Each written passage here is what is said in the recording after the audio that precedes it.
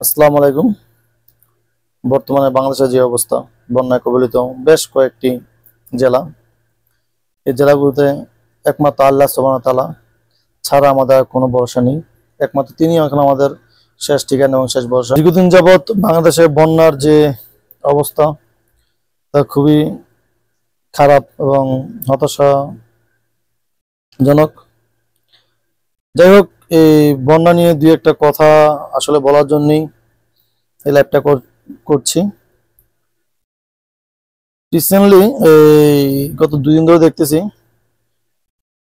বন্যা থেকে সাহায্য দেওয়ার থেকে বেশি মানুষ যাচ্ছে বন্যা বন্যা ট্যুর করার জন্য। একদম মানুষ আছে যারা যাচ্ছে বন্যাটাদের সাহায্য করার জন্য, তাদেরকে ত্রাণ দেওয়ার জন্য।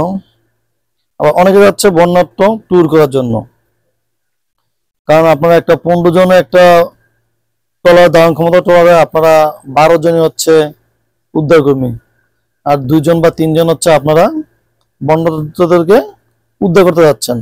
আবার দেখা যাচ্ছে যেটা 10 থেকে 8 জনের একটা ট্রলার, সেখানে আপনারা এই 7 জন 8 জন হয়ে যাচ্ছেন উদ্ধারকর্মী। সো এই সমস্ত ভণ্ডামি বাদ দিয়ে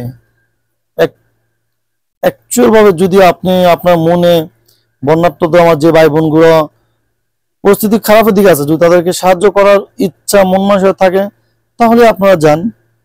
আর যদি নাই থাকে তাহলে এই সমস্ত ভণ্ডামি করা থেকে বিরত থাকুন। কারণ আপনাদের ভণ্ডামির কারণে যারা আপনার প্রকৃত সাহায্যকারী, যারা সাহায্য করতে যাবে, তারা পাচ্ছে না। কারণ আপনারা ভণ্ডামি করার জন্য, আপনারা ছবি তোলার জন্য, দুই একটা ভিউ কমানোর জন্য আপনারা স্পিড বোট নিয়ে যাচ্ছেন বা একটা ট্রলার নিয়ে যাচ্ছেন। দেখা গেছে এখন ট্রলারের সংকট, স্পিড বোটের সংকট।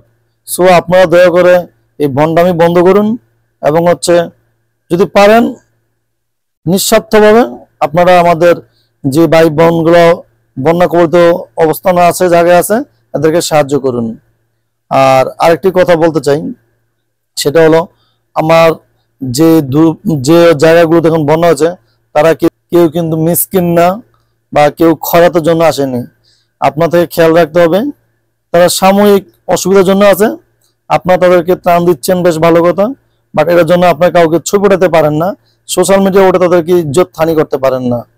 সো এই জিনিসটা খেয়াল রাখবেন। সবাই আমার জন্য দোয়া করবেন, আমার দেশের মানুষের জন্য দোয়া করবেন, যাতে আল্লাহ সুবহানাহু ওয়া তাআলা যত দ্রুত সম্ভব আমাদের এই প্রাকৃতিক দুর্যোগ কাটিয়ে ওঠার